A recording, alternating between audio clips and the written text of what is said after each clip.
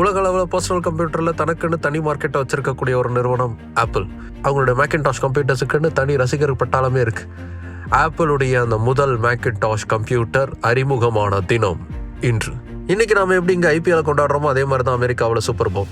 அப்படி 1984 ஜனவரி மாதம் 22ஆம் நாள் நடந்த ஒரு சூப்பர் பவுல் போட்டியில தான் ஆப்பிள் மேக்கின்டாஷுடைய முதல் விளம்பரம்ங்கிறது வெளியாச்சு.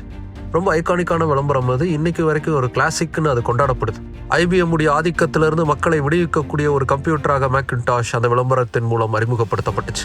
அந்த விளம்பரமே பெரும் பரபரப்பையும் எதிர்பார்ப்பையும் உருவாக்குச்சு. அதற்கடுத்து 2 நாள் கழித்து முதல் மேக்கின்டாஷ் கம்ப்யூட்டரை உலகிற்கு வெளிப்படுத்தினார் ஸ்டீவ் ஜாப்ஸ்.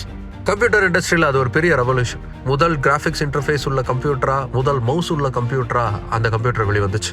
அது வரைக்கும் எது செய்யறதாலும் கம்ப்யூட்டர் கோடிங் மூலமா மட்டுமே கம்ப்யூட்டர்ல செய்ய முடியும். ஆனா மவுஸ் அது எல்லாத்தையுமே மாத்தி போட்டுச்சு. இப்படி ஒரு பெரும் புரட்சியே தன்னுடைய அறிமுகத்தின் மூலமாவே உருவாக்குச்சு ஆப்பிள் மேக்கின்டாஷ். ஆனா அதுல வேடிக்கை என்னன்னா, இந்த புரட்சியை ஜெராக்ஸ் நிறுவனம் பண்ணியிருக்கணும். இன்னைக்கு ஆப்பிள் மாதிரி ஜெராக்ஸ் தான் இருந்திருக்கணும். ஆனா மிஸ் பண்ணிட்டாங்க.